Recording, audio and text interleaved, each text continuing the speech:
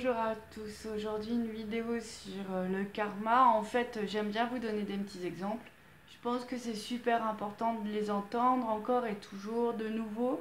On va comprendre à tel moment, au moment de notre purification, notre réveil, d'une certaine manière, et puis on va l'entendre d'une autre manière un peu plus tard. Donc c'est pour ça, je vais essayer de vous l'expliquer aussi comme je l'entends aujourd'hui, ce qui était peut-être un petit peu différent de ce que je percevais hier.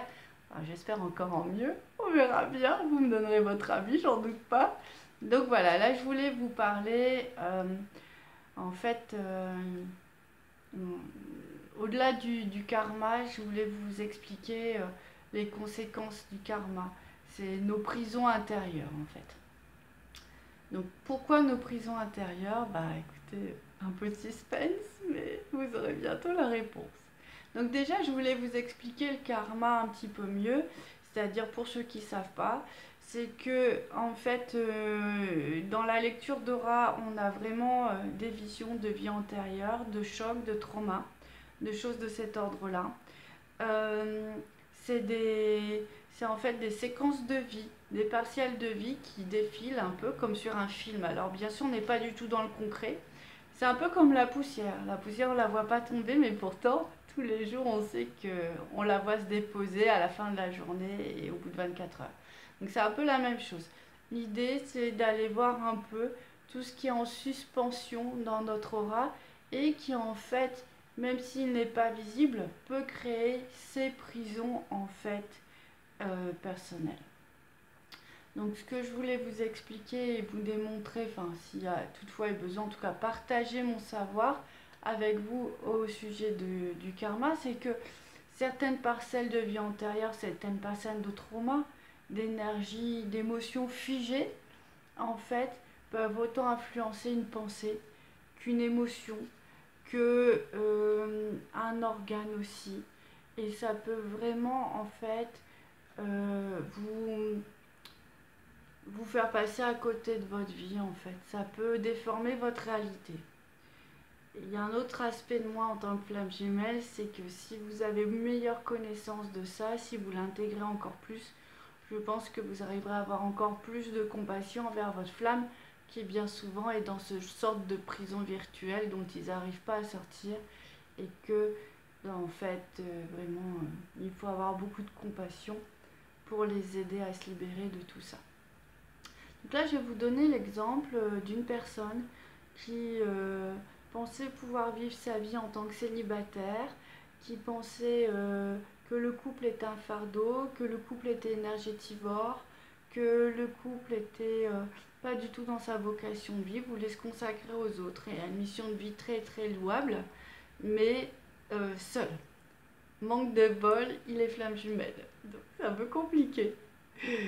Tout est bouleversé en lui. Alors voilà, tout premièrement, le corps physique, comme je vous l'ai déjà montré.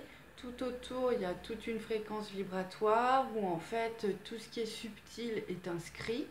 Donc c'est pour ça qu'on a mis, j'ai posé le corps émotionnel autour de vous et aussi le corps mental et les corps spirituels. Bon, l'idée c'est de vous montrer un processus, c'est pas de rentrer dans les petits débats dans les corps spirituels où on met les corps des vies karmiques ou pas. Voilà, on n'est pas toujours très précis, on n'est pas toujours tous d'accord sur les termes. Moi, je veux sortir un peu de ça parce que ça m'importe peu.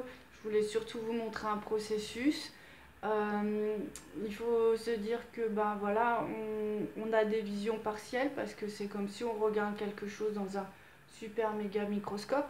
Donc du coup, ben voilà, on n'est pas tous ajustés sur les mêmes lentilles et tout ça. Mais au final, le principal, c'est vraiment que vous alliez mieux et qu'il y ait ces prises de conscience qui sont là.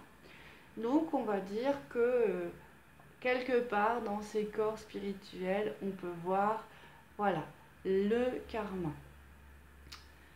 Donc l'idée, c'est de vraiment voir comment il va nous impacter. Tout un petit liseré en fait tout au long de certains corps énergétiques. Là, je l'ai mis en rouge, noir, pour vous montrer que c'est pas très lumineux, mais souvent, ça peut vraiment ressembler à des corps tout noirs, des couches d'énergie toutes noires qui sont tout autour de vous et qui forcément vont être mises en lumière par l'énergie de la flamme, mais qui vont être mises en lumière aussi par parfois des rêves ou des prises de conscience. Donc ces mémoires, en fait, si on se rapproche et on va voir encore plus profondément, ces mémoires sont vraiment comme des prisons aussi bien spirituelles que psychiques, qu'émotionnelles en fait. C'est vraiment une mémoire comme ça, ce petit liseré noir, la mémoire d'une vie karmique terrible peut vraiment bloquer le cœur. Ça fait aussi des perturbations et des trous dans l'aura. C'est ce qu'on peut voir. Alors, pour se libérer, il faut mettre tout ça un peu en lumière. Il faut être dans une prise de conscience. Il faut aller observer de plus près l'énergie résiduelle, c'est-à-dire la peur, la mémoire de ce passage, très certainement peut-être une parcelle de nos énergies ou de notre âme qui reste figée, comme quand on peut encore vivre un trauma à l'heure actuelle. On va être ce qu'on appelle sidéré et du coup on est complètement figé, on n'arrive pas à débloquer. Il y a une partie de nous qui devient condensée et on n'arrive pas à la débloquer. Donc ça nous crée une sorte de petit bug dans le corps. Donc on constate souvent que c'est les mémoires en fait qui sont les plus choquantes qu'on perçoit le plus parce que là il y a vraiment ce phénomène qui est présent. Mais on constate aussi, au-delà de notre souffrance à nous, ce sont souvent des vies où on n'a pas respecté les vies divines aussi, qui ne sont pas complètement libérées, où on a été nous-mêmes bloqués dans ce processus. Alors dans ce cas précis, si on zoome sur la situation, on voit bien que le cœur dit non à l'amour, mais qu'est-ce qu'on trouve? Et en fait c'est là qu'on trouve un poignard. Effectivement, au même moment où je vois ça, je vois sur ce chakra, je vois une scène où en fait cet homme se fait enlacer par une femme merveilleuse, enfin, qui lui semble merveilleuse et qui le tient dans ses bras. Il est en pleine confiance, il est dans un amour incroyable, mais elle lui plante le poignard. Alors bien sûr, tout ça existait il y a des siècles. Mais la mémoire du poignard, la vision du poignard est toujours là. Donc c'est quand il va arriver à un niveau de conscience, un niveau de plénitude, un niveau de sagesse et qu'il va réussir, il va réussir un peu à apprivoiser ses peurs. Que là, on va pouvoir, moi en tout cas dans ce cas précis du soin, j'ai pu lui retirer ce poignard. Et du coup, toute l'énergie du cœur a pu recirculer. Oui, alors là, c'est vrai que il s'agit d'un poignard, mais il n'est pas rare qu'on retrouve dans l'aura des traces de blessures, des armes, genre des épées, des choses comme ça.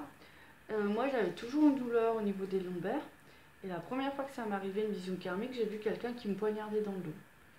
Et c'est vrai que une fois que j'ai retiré cette arme virtuelle, puisqu'elle est sur un plan subtil, je n'ai plus jamais eu cette même douleur. Donc en fait, encore une fois, je vous invite à avoir une autre compréhension de votre corps. Je vous invite à vous interroger sur vos douleurs, de quel type elles sont en fait. On est tous d'accord pour dire que la vie n'est pas toujours facile, c'est vraiment une équation à différents inconnus. Plus on soulève ces inconnus et plus on a une compréhension sur ce qui peut nous sembler un peu irrationnel en fait. Donc ça nous permet de nous transcender et de nous dépasser. Ce que je voulais vous rappeler avec le karma, c'est que ça travaille beaucoup et ça se libère beaucoup grâce au pardon. C'est-à-dire que si vous avez une telle mémoire qui vous empêche d'aimer, dans le cas de cette personne, mais on est tous confrontés à la même loi, c'est que forcément, vous l'avez aussi vécu, vous, de l'autre aspect. Vous avez certainement été auteur d'un crime passionnel. Alors, Ça semble un peu, quand je dis comme ça semble un peu surprenant, cette violence autour de l'amour.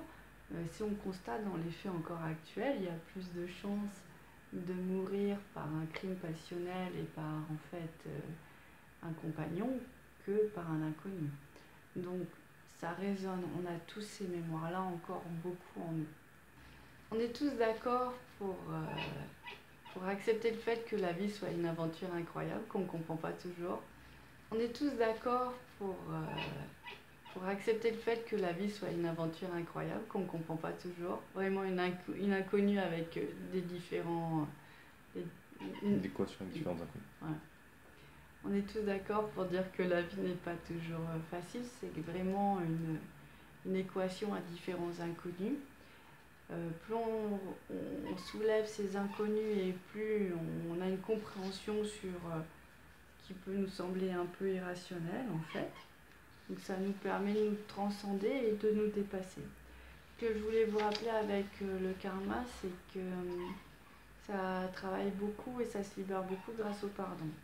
C'est-à-dire que si vous avez une telle mémoire qui vous empêche d'aimer, dans le cas de cette personne, on est tous confrontés à la même loi, c'est que forcément, vous l'avez aussi vécu, vous, de l'autre aspect. Vous avez certainement été auteur d'un crime passionnel. Alors, ça semble un peu, quand je dis comme ça semble un peu surprenant, cette violence autour de l'amour. Si on constate dans les faits encore actuels, il y a plus de chances de mourir par un crime passionnel et par en fait un compagnon que par un inconnu. Donc ça résonne, on a tous ces mémoires-là encore beaucoup en nous. Alors la question du pardon, c'est vraiment important de pardonner à l'autre pour être aussi pardonné de soi, et c'est à ce moment-là qu'on rééquilibre cette équation, et surtout demander pardon à Dieu. C'est lui qui dans ces moments-là va savoir si cette blessure est encore utile ou pas.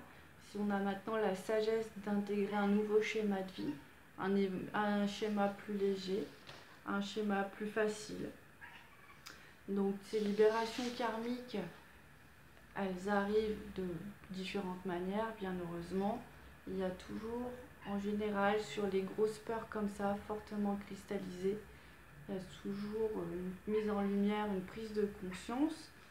Et en fait, elle va être faite soit par des visions, soit par des rêves, soit s'interroger aussi sur mais pourquoi donc ai-je peur d'aimer, ou pourquoi donc j'ai peur de réussir dans la vie en fait. C'est ce genre de questions qui sont très générales mais qui peuvent amener à aller explorer ces vies karmiques.